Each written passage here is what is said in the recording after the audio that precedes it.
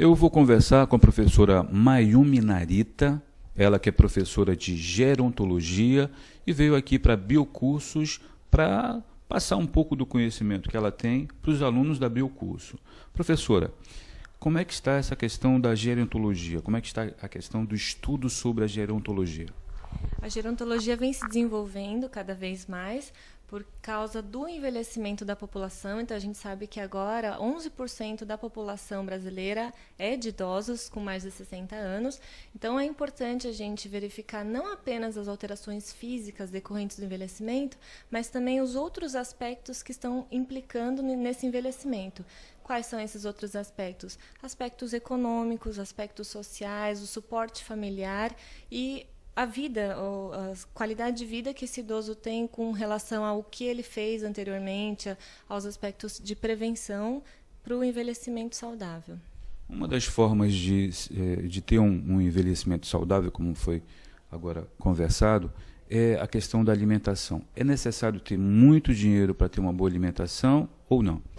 O que é necessário é ter conhecimento, acesso ao conhecimento. Então, saber que tem alguns alimentos que, infelizmente, são mais caros, mas que são necessários, e outros que são mais baratos, mas que devem ser evitados. Então, acho que o importante é o acesso a esse conhecimento e saber que não é preciso ter uma alta condição econômica para ter saúde, para ter uma prevenção com relação ao envelhecimento saudável.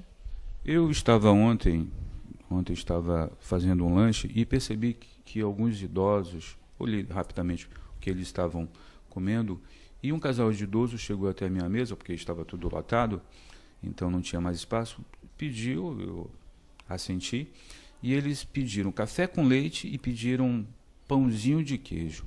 Isso é recomendado para idosos? Inclusive, eu olhei para a fronte da idosa, ela estava transpirando, e olha que nós estávamos num shopping. Isso é recomendado? Isso não tem como a gente avaliar, mas eu acho, na minha opinião, o idoso ele tem que ter uma alimentação saudável, mas também não tão regrada, não tão limitada, porque a gente sabe que chegar no envelhecer já é uma vitória, né? Chegar aos 70, 80 anos, então a gente tem que ter os cuidados quanto ao colesterol, os triglicérides, evitar comidas que possam propiciar doenças como osteoporose, mas também não se limitar, ter um acesso a alimentações que deem prazer. No caso, acho que esses idosos deviam estar tendo prazer de, mesmo no calor, estar tomando um café quente com um pão de queijo, né? A tua formação é em fisioterapia e tu trabalhas em São Paulo, no Hospital das Clínicas. Quais são as ocorrências mais comuns lá no Hospital das Clínicas em relação a esse teu trabalho? A gente trata muitos idosos com doenças neurológicas, como doença de Parkinson, doença de Alzheimer, muitos idosos que sofrem quedas, porque a gente sabe que a ocorrência de quedas é muito alta na população de idosos, aproximadamente 30% dos idosos sofrem pelo menos uma queda ao ano, e uma queda para o idoso traz consequências graves, não somente lesões leves, mas fraturas e até o óbito. E, normalmente, quais são as orientações que vocês dão a esses idosos? Ou seja, vocês têm um programa que envolve os idosos para prevenção? Vocês têm um programa do pós-atendimento? Que tipo de programa vocês têm lá em São Paulo em relação aos idosos? A fisioterapia ela enfoca preventivamente, então a gente faz orientações de como evitar essas quedas, como evitar que a pessoa tenha algumas doenças como osteoporose. Tem outro enfoque que é de tratamento e outro enfoque de manutenção. Então, se a pessoa fratura, a gente faz a reabilitação, o retorno às atividades funcionais, e após a reabilitação a gente estimula a independência, que esse idoso se mantenha independente pelo maior tempo possível. Então, são programas de prevenção, tratamento e manutenção. Recentemente foi publicado nas nossas mídias, tanto televisivas, como jornal escrito, como as mídias digitais, de que um determinado experimento conseguiu rejuvenescer a célula de um idoso, abrindo uma perspectiva de que daqui a algum tempo, quem sabe daqui a 20, 30 anos, o idoso já não seja essa pessoa de 60 anos, seja uma pessoa de 100 anos, quem sabe até 150. Quais são as novidades nessa área, além dessa que eu estou falando? Há muitos estudos com células-tronco, muitos estudos no sentido de evitar o envelhecimento, mesmo senescente dessas células.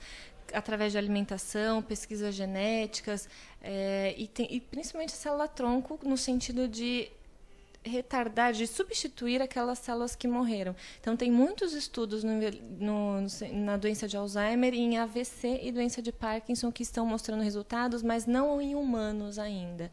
Eles estão estudando em laboratório, em cobaias, e, posteriormente, eu espero que chegue até o acesso para a população idosa humana.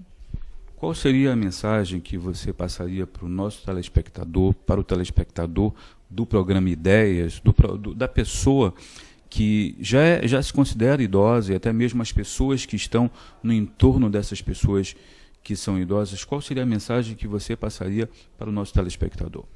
A mensagem final é que todo mundo vai envelhecer, inevitável. É um fenômeno pelo qual todo mundo vai passar. Acho que é ter paciência com os idosos, porque a gente vai ser idoso e a gente vai querer que nos tratem bem, com paciência.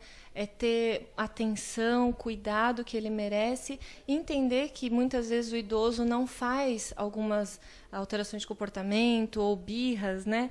Porque ele quer, mas muitas vezes por alguma dificuldade, ou por depressão, uma demência, como uma doença de Alzheimer. E, apesar disso, ele não deixa de ser aquele ente querido que sempre foi durante a vida toda. Então, acho que esse apoio, esse suporte, eu acho que esse é o diferencial da gerontologia, saber que o idoso não é só o idoso. A gente tem que reconhecer que ele tem família, tem todo um passado econômico, as dificuldades, os sofrimentos e as vitórias também. Então, considerar todos esses aspectos ao lidar com o idoso. E para o idoso, qual a mensagem? Não sintam que são menos, que têm mais dificuldades ou que são inferiores. Vocês têm capacidade, têm potencial, como tiveram a vida toda, e acreditem que vocês ainda conseguem se manter independentes se vocês quiserem, né? Tem que buscar fazer uma alimentação saudável, praticar atividade física, ir atrás de grupos, porque ninguém vive sozinho. Estamos finalizando mais um programa Ideias. Dessa vez nós viemos aqui na Biocursos falar com os professores e falar também com a coordenação da Biocursos para saber tudo o que acontece aqui nessa empresa que oferece cursos de pós-graduação.